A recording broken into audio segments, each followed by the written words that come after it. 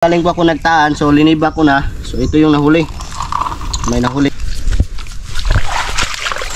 Okay.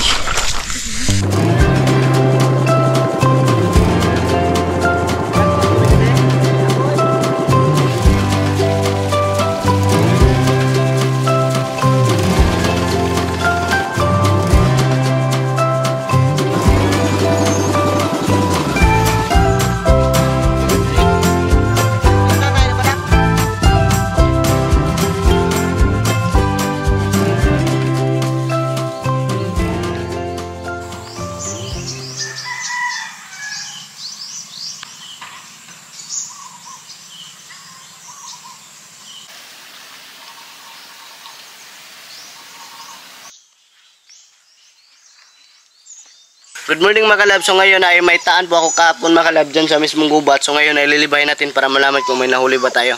Tara.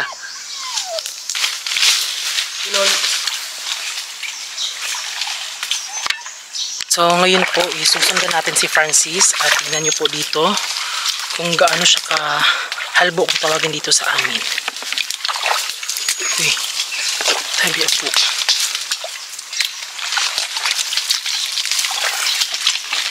Oh, isundan ka. Atay, libot-libot ra.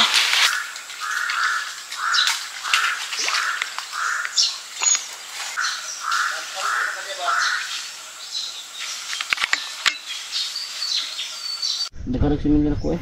Hala. Kuara good be. So ngayon mga kalab, galing pa ako nagtaan, so liniba ko na. So ito yung nahuli. May nahuli nga ahas. Hala, buhay pa ba yan, Bi? Buhay pa yan? Patay na yan. Kinain ng alimango. So tsaka yung isa ng alimango naman ay kinakain din niya, kapwa alimango din. Kinilaw niya. So ayan. Ito. Doon tayo sa iba.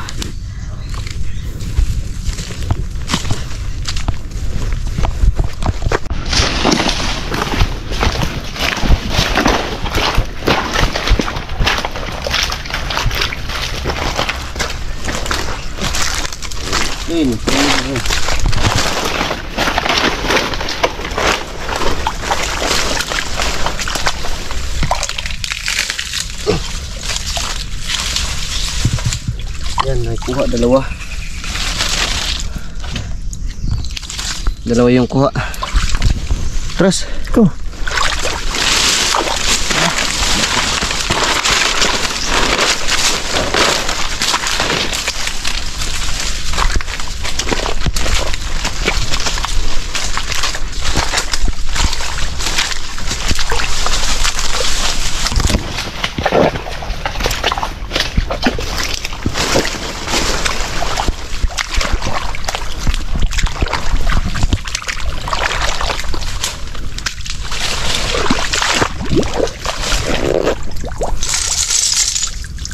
dalawa din yung laman.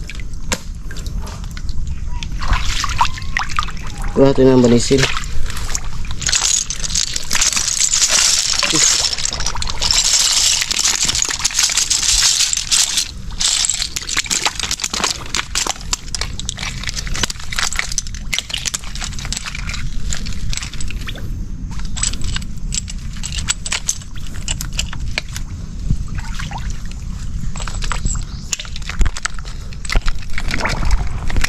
Yan, may kuha ang isa ay dalawa, ang isa si Milia.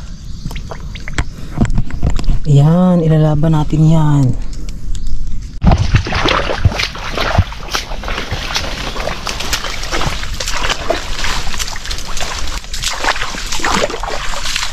Isa dah kasi halbok ayo.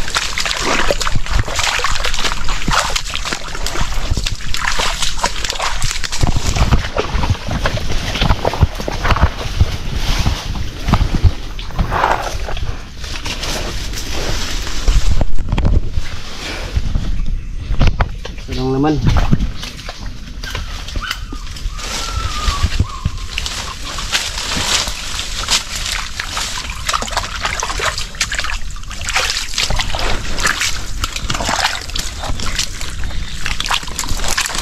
Margot ini pasukan, Bre.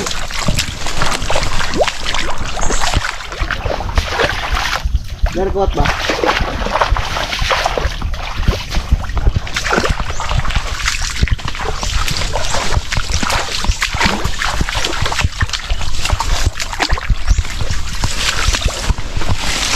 Oh, dalawa malaki-laki. Yung dalawa malaki. Dari kuat pinay ang piligrim. Anda.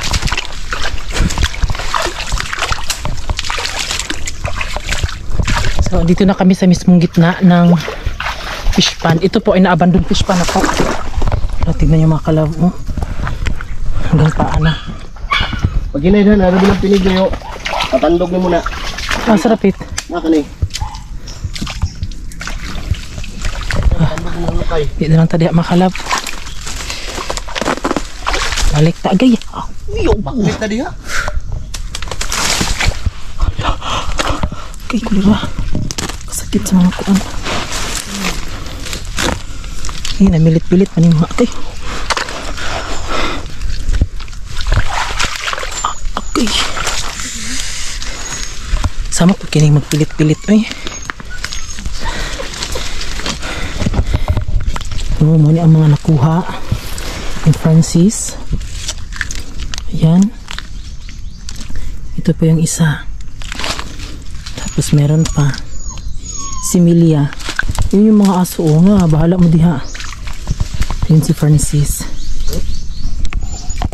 So ayan, may nahuli naman tayo na alimango na malaki, tsaka may ahas din na. Ano? Kinuot ko.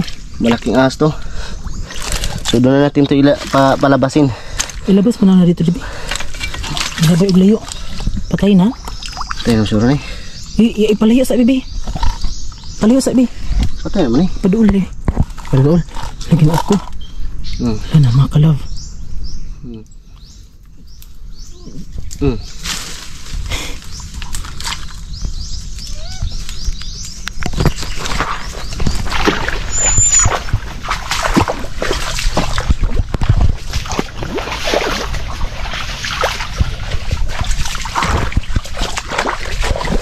Okay na.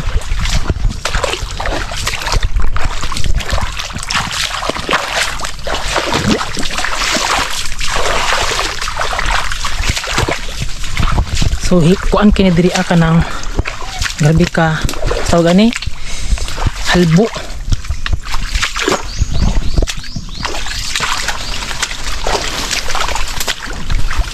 Gagyo. Kilid na, kilid lagi.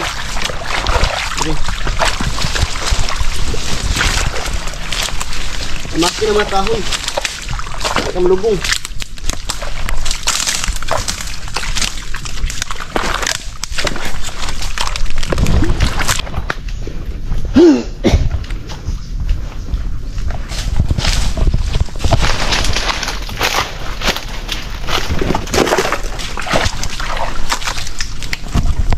So ngayon po is low tide.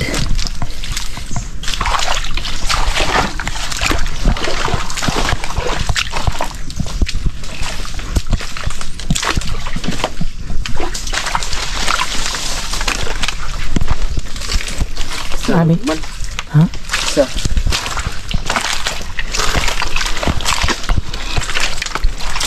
So sa mga nagsasabi pala na dapat suot kami ng gloves or yun bang magsuot ng butas kung sa tawagin para sa paa, hindi kami komportable sa ganun kasi kapag may butas ano kasi yun mga kalab, medyo mabigat sa paa.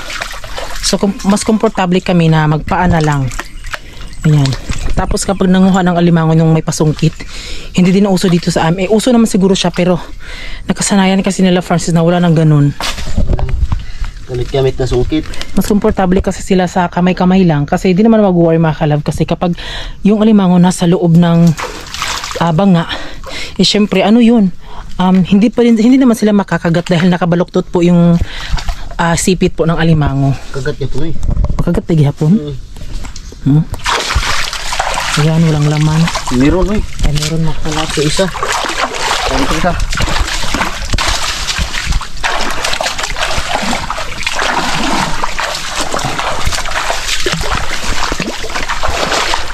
So kung ano po yung mga dinadaanan ni Francis ay dinadaanan ko din. Dito, oh, ito medyo ano siya. Medyo okay.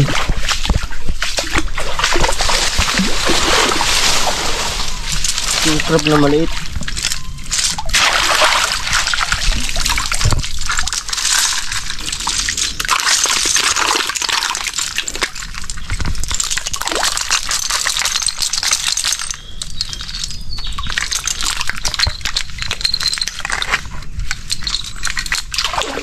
Yun yung mga aso, oh. Kayo nga mga nanonood, so huwag nyo i-skip ang video na to. Tapusin nyo hanggang dulo kasi nakastart na kayo. Diba? Kaya huwag nyo i-skip para malaman nyo din kung gaano kahirap din magtaan ng ganito. Tapos alam nyo, may nababasa ako doon sa comment na may nag-mention niya doon ganyan. Tapos sabi niya doon, gay din naman siya. Sabi niya, ay, ano lang, kanang, okay lang na hindi magka-jowa basta wag lang daw taga farm. Wow. Ha? Tatlong laman. Yan, 3 ang laman. Yan, 3 ang laman.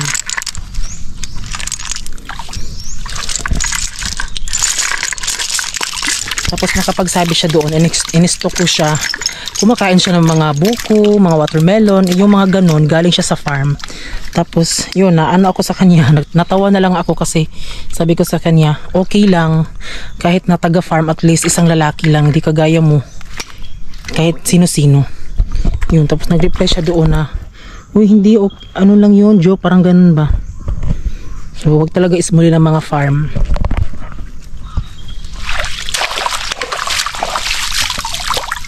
So, ang nilagay pala dito ay 35 na piraso po na mga bubunet. Mas okay dito mga kalabo kasi ano siya, ito, oh, hindi siya halbo ba? So, yung ginamit ko pala ay GoPro para syempre makita nyo din po yung buo ng abandoned fish pond. Ito, oh. Diyos ko, day. Ang bilis ni Francis maglakad. Kaya tayo dapat mabilis din para maabutan natin kung meron ba siyang makukuha o wala.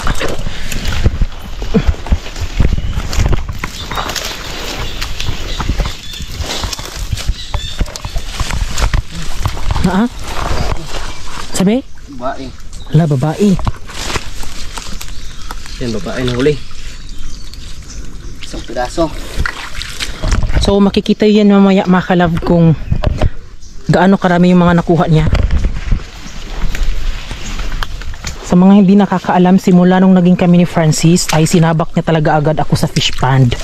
Hindi ako yung jowa na kabago-bago pa lang pinapasyal kahit saan-saan.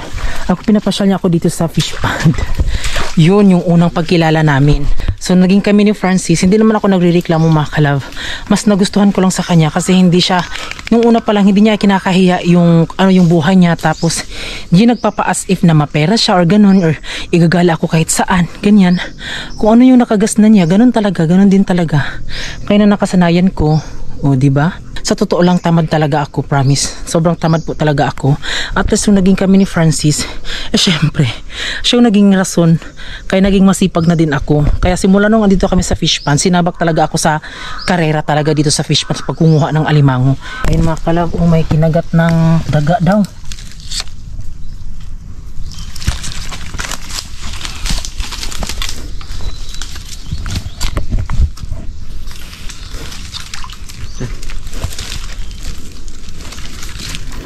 Kumuha po si Francis ng pangtali.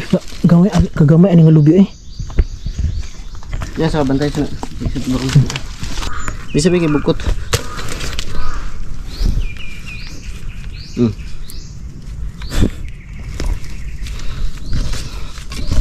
Ito yung mas pinaka best banding naming dalawa.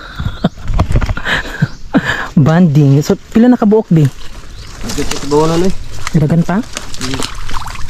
Gabi kaya agi ganina. May direta. Oh. Oh, gabi kala kuan ka gino ko. Gabi kalapok kaayo.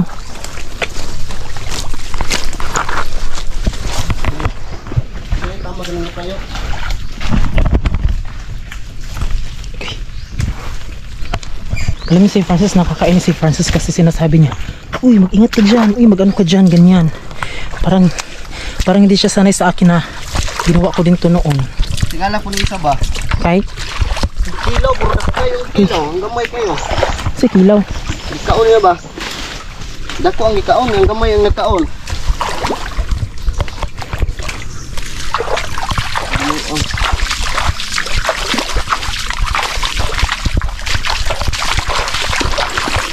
So ang mga aso namin dito po ay marunong din sila maghanap ng mga alimangi.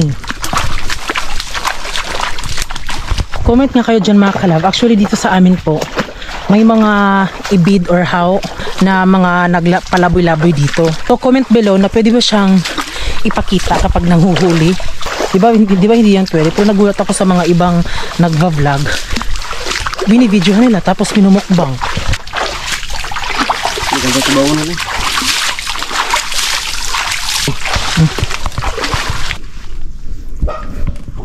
Alam mga kalab, kapag ang mga aso nagtahol dito, may mga ibang tunog sila na kapag may baon, kung meron silang tahol na, kung meron silang nakikitang tao, iba yung kanilang tahol. Tapos if meron din silang nakikitang kapwa aso din nila, iba rin po yung tahol nila. Tapos kapag nakakita naman sila ng ibang hayop, iba din po yung ano nila. Yun.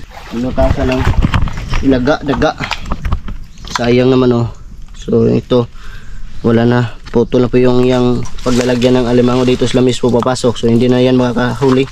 So nasira na. So re-repairin na lang natin to mamaya. Basta alimango. Hindi siro dito. Namli ko ano ito latayanan Hala may malaking alimango.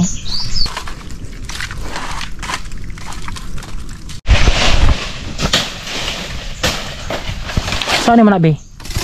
Talungkay. Ha? Talungkay. So, tignan niyo mga club kung anong ginagawa ni Francis. Para siyang magtitinda ng taho.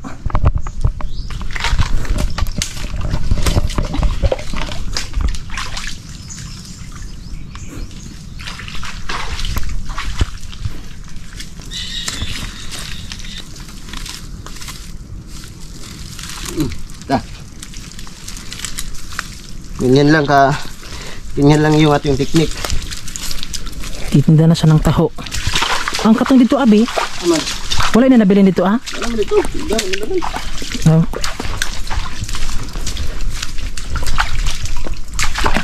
Yan may kulay dito.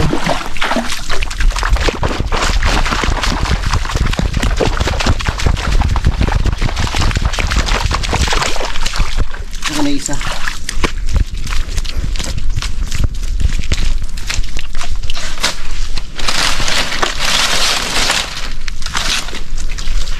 Sila din.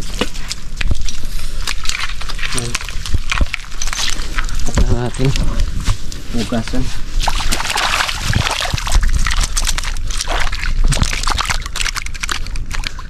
Pain talaga namin dito. Ito po yung pain namin, no? Ito. Tobi. Tobi.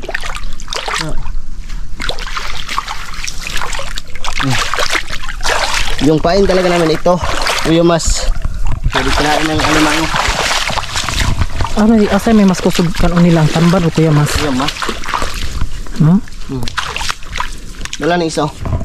Okay, talbukutan ito. Kung sa mo tayo magipalit-palit nga tamban? Aman. Itong niagi. Ako magkapalang tamban pero ang mas maayog kuya mas. Mahal mo ng tamban. Mahal sa bulsa.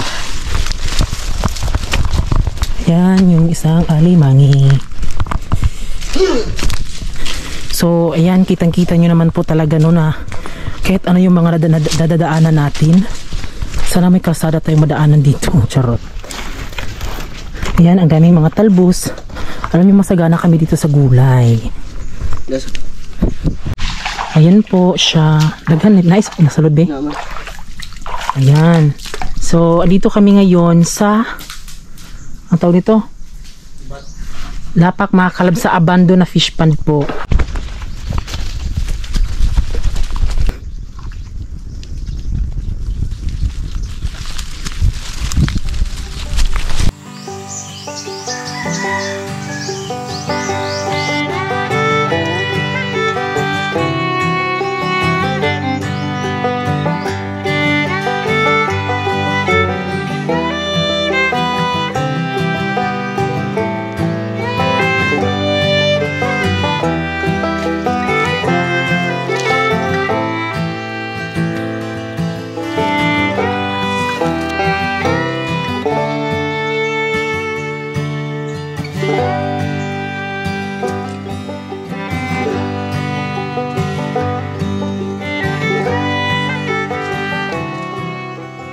So ayan mga kalab, ito po yung nahuli natin. Ayan, 3 po yung 0.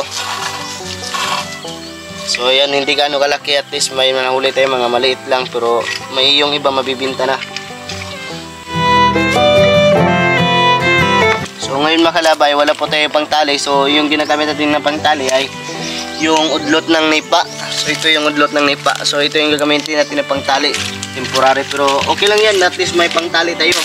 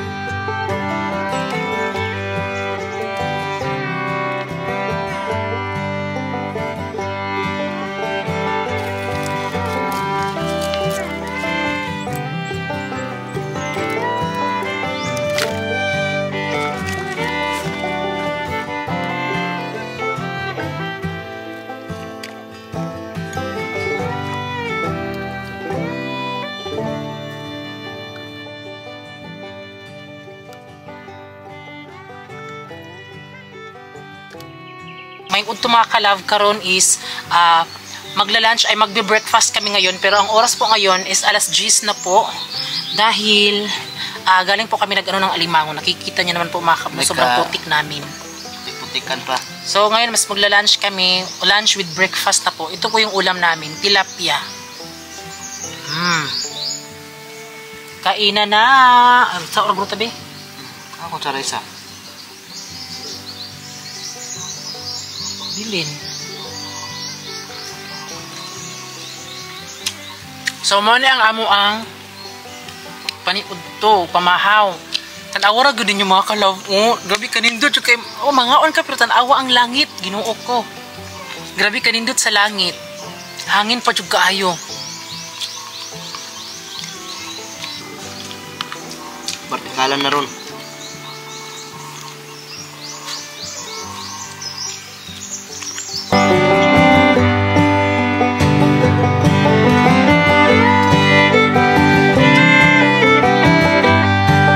So ayan mga kalab, kami po ay papauwi na po at ito po yung daanan sa amin dito.